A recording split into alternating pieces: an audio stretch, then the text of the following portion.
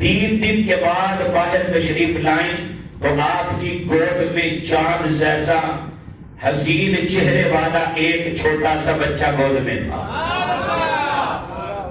جس کو آج دنیا علی کے نام سے یاد کرتی ہے۔ کسرا میسر نشد ای سعادت بکعبہ ولادت و مسجد شہادت۔ اللہ حضرت علی المرتضیٰ دنیا میں تشریف لائے، حضرت فاطمہ بنت اسد حضرت علی کو لے کے باہر آئی۔ اب حضرت علی آنکھیں نہیں کھولتے، ماں بڑی پریشان ہے، شاید بیٹے کی آنکھیں خراب ہیں، لیکن یہ راز تب کھلا جب حضرت فاطمہ بنت اسد نے سرکار سے عرض کیا، حضور اللہ نے بیٹا تو دیا ہے لیکن آنکھیں نہیں کھول رہا، بیٹا خوبصورت بڑا ہے لیکن آنکھیں نہیں کھولتا۔ میری سرکار نے ہاتھ پھیلا کر اپنے چچا کے بیٹے علی کو اپنی گود میں لیا، ادھر علی مصطفیٰ کے ہاتھوں میں آئے، ادھر آنکھیں کھول کے دیدار مصطفیٰ کرنا شروع کر۔ اور یہ راز تھا۔ جب علی جوان ہوئے تو میری سرکار نے پوچھا، علی آپ کی والدہ فاطمہ بنت اسد پریشان تھی کہ بیٹا آنکھیں نہیں کھولتا، تم نے آنکھیں کیوں نہیں کھولی تھی؟ عرض کیا، حضور بس یہی تمنا آرزو اور خواہش تھی کہ کائنات رنگ و بو میں آ کر، اس دنیا میں آ کر سب سے پہلے اگر دیدار ہو تو دیدار مصطفیٰ ہو۔ میرے آقا نے پھر حضرت علی کو اپنے ہاتھوں سے غسل دیا اور فرمایا، آج علی کو پہلا غسل میں دے رہا ہوں، کل مجھے آخری غسل علی دے گا۔ بعد وقت لوگ اس پہ الجھتے ہیں، علی نے غسل دیا باقی کہاں تھے؟ ارے یہ علی پیدا جب ہوئے تھے نبی نے تو تب ہی کہہ دیا تھا مجھے غسل میرا علی دے گا۔ کائنات ادھر کی ادھر ہو سکتی ہے، نبی کی بات غلط نہیں ہو سکتی۔ اللہ اکبر۔ اب حضرت علی نے آنکھیں تو کھولی، اب بات ہوتی ہے گڈی کی، جن کو گڈی کہتے ہیں۔ اب حضور علیہ الصلوۃ والسلام نے حضرت علی المرتضیٰ کو اپنی گڈی عطا کی، شکر کی نہیں۔ ہم جب گڈی دیتے ہیں تو شہد سے، کسی بھی میٹھی چیز سے، اب حضور نے شہد نہیں منگوا کے حضرت علی کو گڈی دی، حضور نے شکر سے، میٹھے سے نہیں، بلکہ سرکار دو عالم علیہ السلام نے علی کو گڈی بنا کیسے دی؟ حضور نے اپنی زبان مبارک علی کے منہ میں ڈال دی۔ حضرت علی المرتضیٰ نے حضرت نبی کریم صلی اللہ علیہ وسلم کی زبان مبارک کو چوسا۔ اب ذرا غور کرنا، بحر الامہ حضرت عباس رضی اللہ تعالی عنہ، جن کو سید المفسرین کہا جاتا ہے، حضرت عباس رضی اللہ تعالی عنہ فرماتے ہیں آقا علیہ السلام نے کھجور کھائی، اب حضور نے کھجور منہ میں ڈالی۔ حضرت عبداللہ ابن عباس کی بات کر رہا ہوں، حضرت عبداللہ ابن عباس رضی اللہ تعالی عنہ فرماتے ہیں حضور نے کھجور کھائی، اب حضور نے کھجور منہ میں ڈالی نا تو میں نے کہا کاش یہ گٹھلی سرکار پھینکے نا، یہ گٹھلی مجھے عطا کر دے، اس لیے کہ اس گٹھلی کو لعاب مصطفیٰ نے کیا، اس لیے یہ گٹھلی حضور مجھے عطا کر دے۔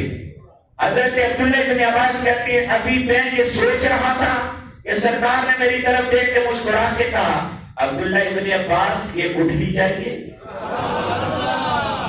یہ گٹھلی چاہیے۔ تو میں نے عرض کیا حضور میں تو یہی سوچ رہا تھا، میرے تو دل کی یہ تمنا اور آرزو ہے۔ میری سرکار نے اپنے منہ سے جس کو حضور کا لعاب لگا تھا وہ گٹھلی نکال کر اپنے غلام عبداللہ ابن عباس کو عطا فرمائی۔ حضرت عبداللہ ابن عباس فرماتے ہیں کہ میں نے لعاب مصطفیٰ لگی ہوئی وہ کھجور کی گٹھلی منہ میں ڈالی، اللہ نے مجھے قرآن کا علم عطا کر دیا۔ ارے وہ بحر الامہ بن گئے، امت کے علم کے وہ سردار بن گئے، پہلے بے کنار بن گئے۔ ذرا غور کرنا، ارے جو ایک کھجور کی گٹھلی وہ چوسے جس کو مصطفیٰ کا لعاب لگ جائے وہ تو ماہر قرآن بن جائے، وہ تو ماہر علم ہو جائے، تو وہ علی کا علم کتنا ہوگا جس کو صرف گٹھلی نہیں چوسنے کو ملی ہے، جس کو چوسنے کے لیے مصطفیٰ کی زبان نصیب ہو گئی ہے۔ اللہ اکبر، غور فرما لیں۔ تو حضرت علی المرتضیٰ نے حضور کی گٹھلی نہیں بلکہ زبان مصطفیٰ کو چوسا۔ حضرت علی المرتضیٰ سے پوچھا، حضرت شیخ محقق شیخ عبداللہ محدث دہلوی فرماتے ہیں کہ حضرت علی سے پوچھا کہ آپ کو اتنا علم کیسے ملا؟ حضور نے بھی فرمایا تھا نا، انا مدینۃ العلم وعلی بابها، میں علم کا شہر ہوں، علی اس کا دروازہ ہے۔ انا مدینۃ الحکمت وعلی بابها، میں حکمت کا شہر ہوں، علی اس کا دروازہ ہے۔ حضرت علی سے پوچھا کہ علی آپ کو اتنا علم کیسے مل گیا؟ اب حضرت علی نے 2 وجہ بتائی۔ کتنی؟ 2 وجہ بتائی ہیں کہ مجھے علم اس طرح ملا ہے۔ ایک تو بچپن میں نے مصطفیٰ کی زبان کو چوسا، اور شیخ محقق لکھتے ہیں دوسری وجہ یہ تھی، جب سرکار کو حضرت علی نے آخری غسل دیا اور حضور کو غسل دے کے جب فارغ ہو گئے تو اب حضور کا دیدار کرنے میں مصروف ہو گئے۔ جب حضرت علی المرتضیٰ نے حضور کے چہرے پہ نگاہ ڈالی تو حضور کی پلک کے اوپر پانی کا چھوٹا سا قطرہ موجود تھا۔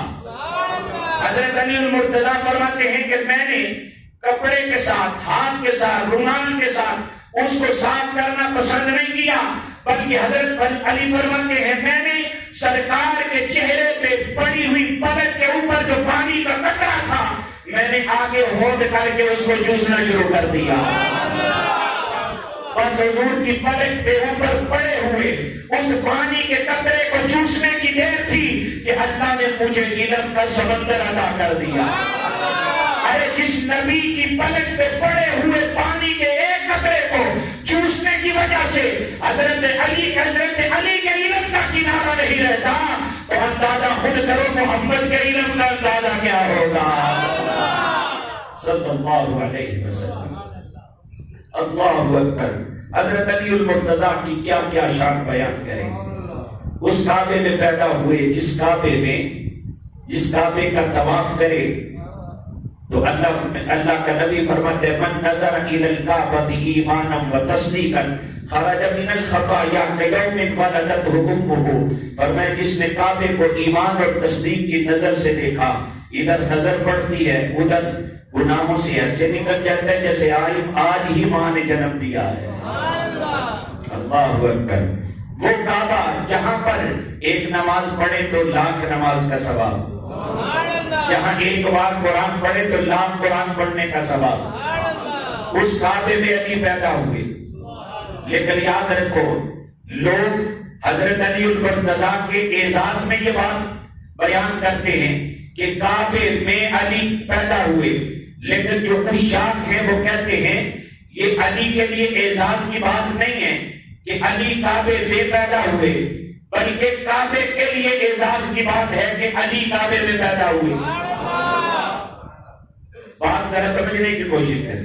علی کے لیے اعزاز کی بات نہیں کہ وہ کعبے میں پیدا ہوئے، بلکہ کعبے کے لیے اعزاز کی بات ہے کہ علی اس میں پیدا ہوئے۔ کیوں؟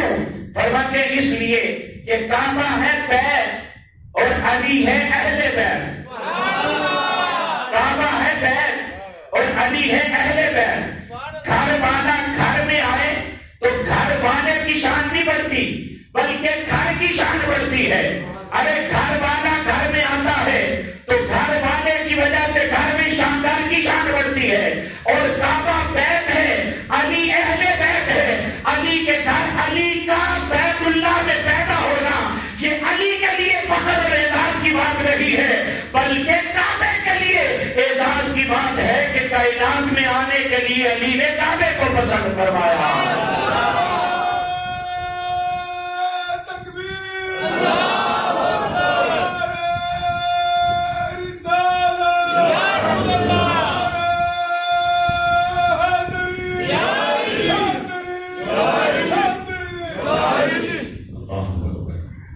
اچھا، میں نے ابھی وہ شعر بھی پڑھا تھا، کعبے کے بت گرائے نہیں اپنے ہاتھ سے، اس کا بھی ذرا پس منظر سن لیں۔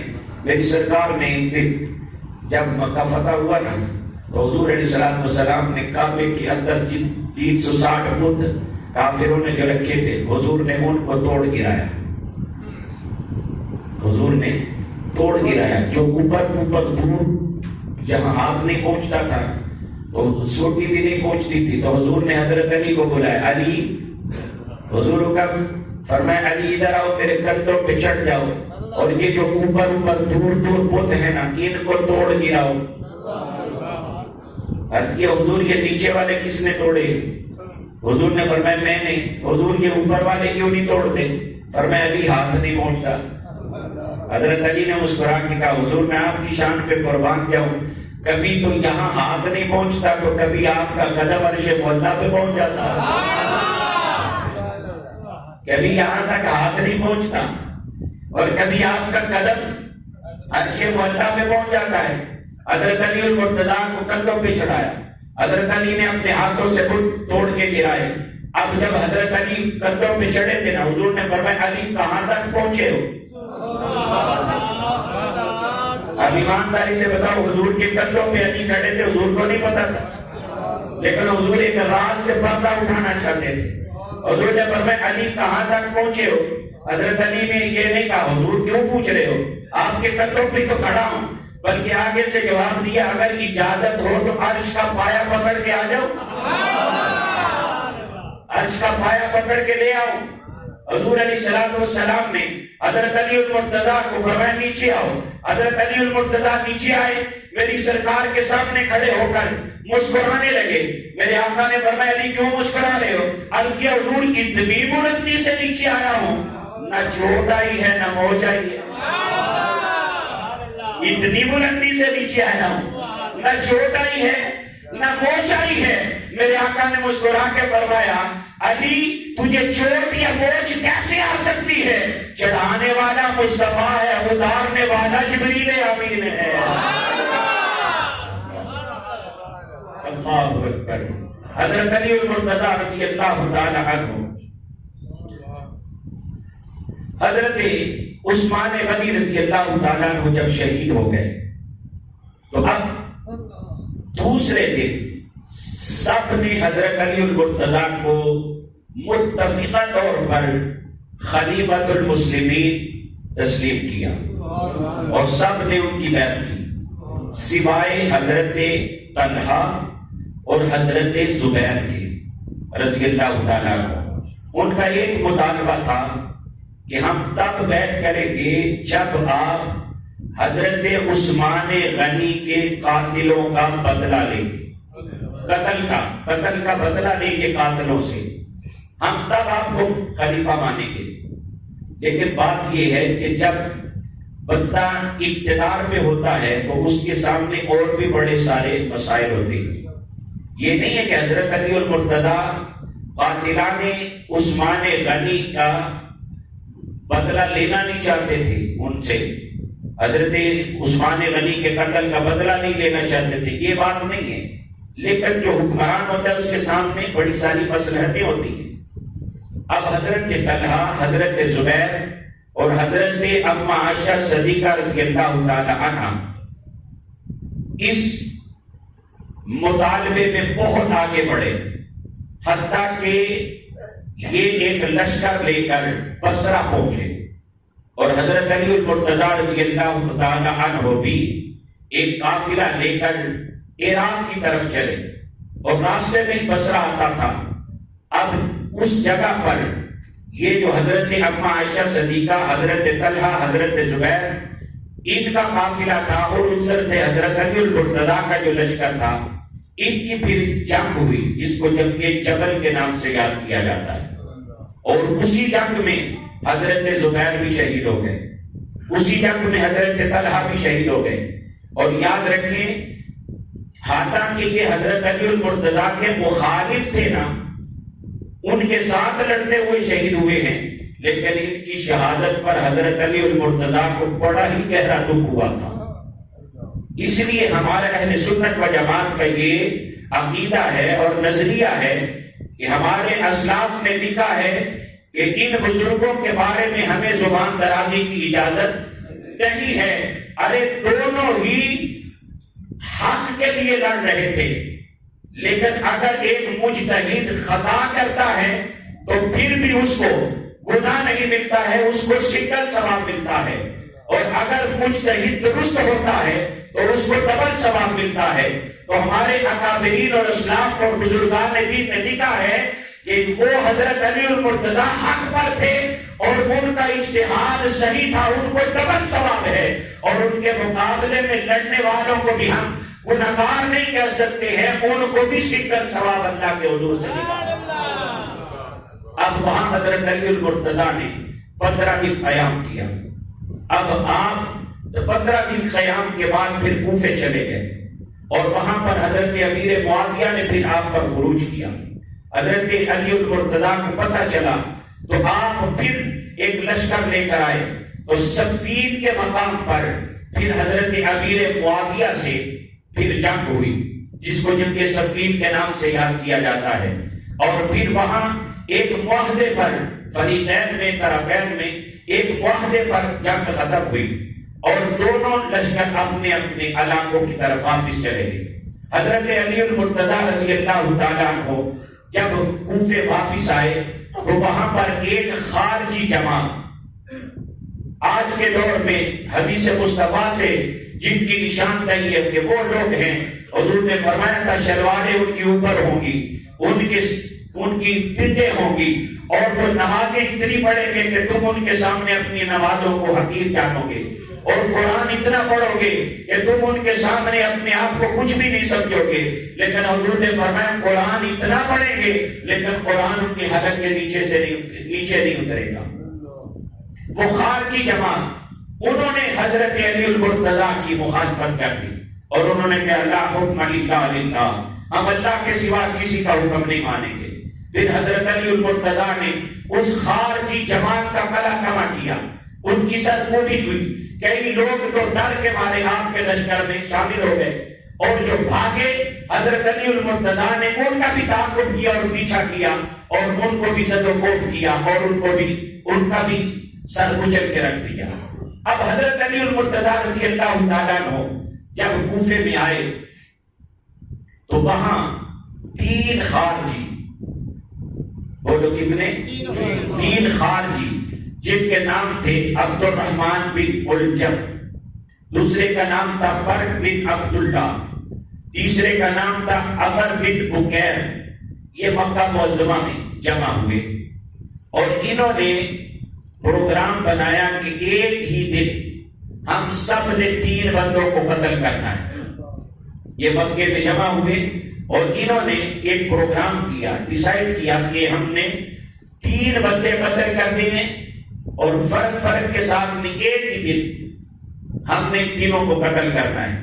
عبد الرحمن بن ملجم نے کہا کہ میں علی المرتضیٰ کو قتل کروں گا، برق بن عبداللہ نے کہا کہ میں امیر معاویہ کو قتل کروں گا، عمر بن بکیر نے کہا کہ میں عمر بن عاص کو قتل کروں گا، اور ایک ہی دن ہم سب نے یہ کام، یہ مارکا کرنا ہے۔ اب عبد الرحمن بن ملجم جو ہے یہ خارجی ایک خنجر علود، ایک زہر علود خنجر لے کر یہ مکہ معظمہ میں آیا۔ امام سدی نے تاریخ الخلفاء میں لکھا ہے کہ ایک قدام نامی عورت تھی جس پر یہ فریفتہ ہو گیا اور یہ عاشق ہو گیا، اور اس میں اس کو نکاح کا پیغام بھیجا، تو اس نے آگے سے کہا کہ مجھے 3000 درہم چاہیے حق میں ہے، ایک غلام چاہیے اور ایک باقی چاہیے نوکرانی کنیز، اور علی المرتضیٰ کا قتل چاہیے۔ 3000 درہم، ایک غلام، ایک باقی، اور علی کو قتل کرو گے تو پھر میں تیرے ساتھ نکاح کروں گی۔ اس نے کہا کہ اگر میں علی کو ماروں گا تو پھر میں خود مارا جاؤں گا، تو اس نے کہا کہ اگر تو اس کے بدلے میں مارا جائے گا تو پھر تجھے مجھ سے بہتر جنت کی حوریں ملیں گی، اور اگر تو بچ گیا تو پھر میرے ساتھ نکاح کرنا۔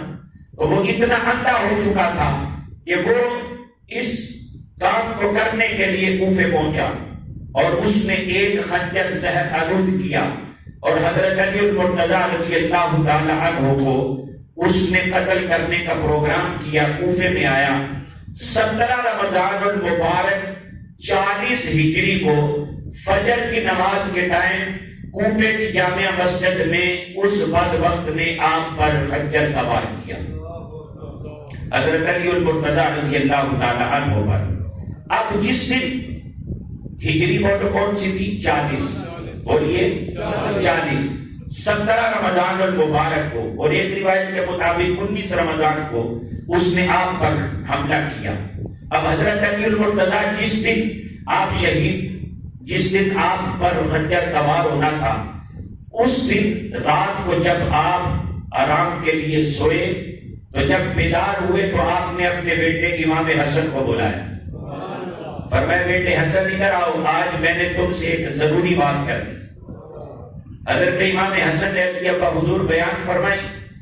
حضرت علی المرتضیٰ نے فرمایا کہ آج رات جب میں سویا تھا نا تو تیرے نانا جان کی مجھے زیارت ہوئی ہے، آقا کریم علیہ السلام کی مجھے زیارت ہوئی. تو میں نے حضور علیہ السلام سے عرض کیا، حضور آپ کی امت کے لوگوں نے مجھے بڑا ستایا ہے اور بڑا پریشان کیا ہے. حضور علیہ السلام نے مجھے فرمایا اے علی تم ان کے بارے میں اللہ کی بارگاہ میں دعا کرو. تو حضرت علی نے فرمایا اے حسن میں نے مصطفیٰ کریم کے کہنے پر اللہ کے حضور یہ دعا کی ہے، یا اللہ مجھے ان لوگوں سے بہتر لوگوں میں لے جا. جن لوگوں میں رہ رہا ہوں مجھے ان سے بہتر لوگوں میں لے جا. تو حسن میں نے یہ خواب دیکھا ہے. ابھی یہ خواب اپنے بیٹے امام حسن سے بیان کر ہی رہے تھے کہ ابن عباس مؤذن نے آواز لگائی، الصلاۃ الصلاۃ، نماز کا ٹائم ہو گیا، نماز نماز. حضرت علی المرتضیٰ فوراً یہیں پر گفتگو موقوف کر کے نماز کے لیے بھاگے اور چلتے چلتے جاتے جاتے اونچی اونچی آواز سے نماز کے لیے بلا رہے تھے، آؤ نماز کے لیے، آ جاؤ نماز کے لیے. ادھر جامع مسجد میں آپ داخل ہوئے. ایک روایت میں یہ بھی آتا ہے نماز پڑھا رہے تھے، پھر اس نے خنجر کا وار کیا. اور یہ بھی روایت ہے کہ آپ مسجد میں داخل ہوئے تو اس بدبخت نے حضرت علی المرتضیٰ پہ خنجر کا وار کیا اور اس طرح آپ شدید زخمی ہوئے. 17 رمضان المبارک کو فجر کے ٹائم آپ پر حملہ کیا گیا.